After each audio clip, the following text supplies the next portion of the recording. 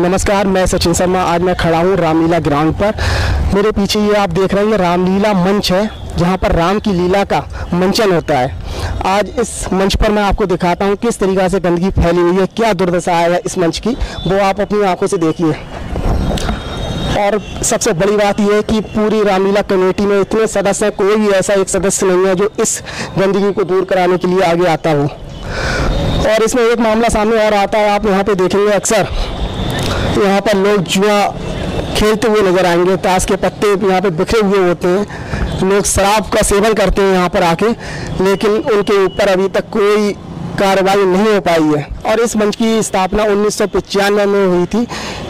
उस समय राममूर्ति गुप्ता इसके अध्यक्ष हुआ करते थे, जिन्होंने इस मंच का निर्माण करवाया था।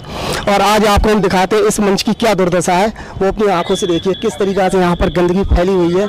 गोबर कट्टे नहीं लाना चाहिए। फिलहाल रामलीला मंच के जो हालात हैं, जो दुर्दशा है, उसे देखकर आपको कैसा महसूस हो रहा है? क्योंकि आपके ही समय में मंच की जो तैयारी हुई थी, मंच बना था, और अब जो उसके हालात हैं, इसे देख के कैसा लग रहा है, क्या कहेंगे इस पर? लग तो ये रहा है, इतनी कसक मन में होती है जब उधर को जाएं और लोग आगे चर्चा करते हैं कि बहुत ही बुरा लगता है।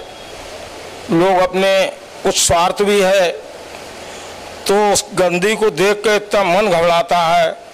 और मैंने एक बार पूर्व अध्यक्षों से कहा भी कि मैं अपना कुछ धार्मिक नाम से कोष इकट्ठा करता हूँ, इसमें महीने के महीने एक वो लगवा दूँ, सुपर के लिए वो झाड़ू लगता रहेगा। मगर उसको लोगों ने, एक हमारे रामलीला के ठेकेदार हैं, सभी जानते हैं, सदियों से चले आए हैं।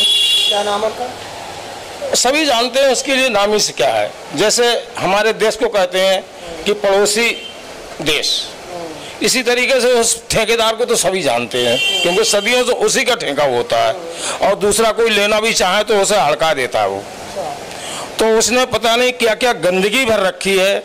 अगर कोई कुछ कहता है तो उस पर उसकी एक तो भाषा बहुत बुरी है, उस भाषा से वो अपनी दवा लेता है और कहता है मैं तो रामलीला को किराया दे रहा हूँ। तो किराया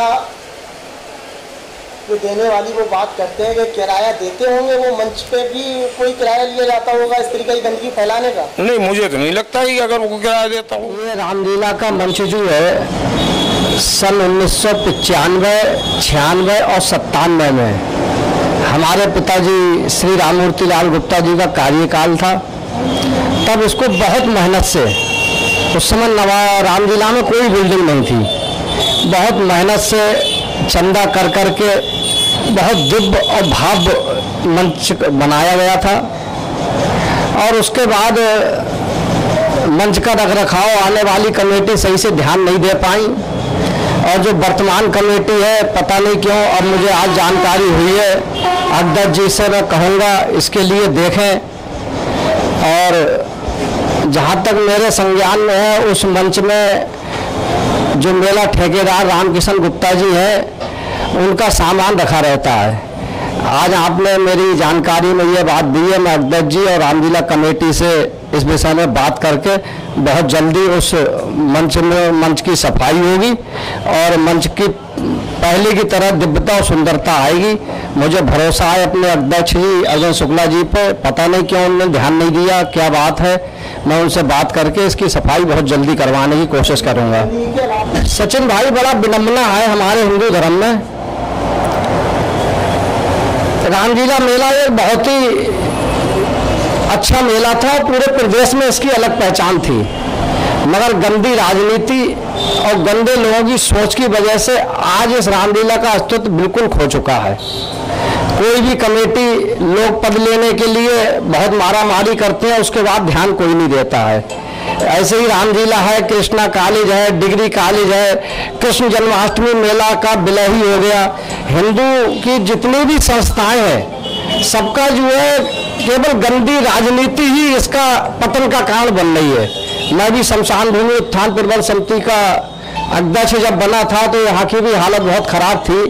मैंने अपने कार्यकाल में करीब 55 लाख रुपए इस शमशान भूमि में लगाकर इसको बहुत दिव्यता और सुंदरता दी। मगर इसके भी अब मुझे आसार ऐसे लग रहे हैं कि जहां राजनीति घुस जाती है, सोच गलत घुस जाती है, उस चीज का विनाश होना, धर्म में राजनीति बिल्कुल पतन का कारण बनती जाती है।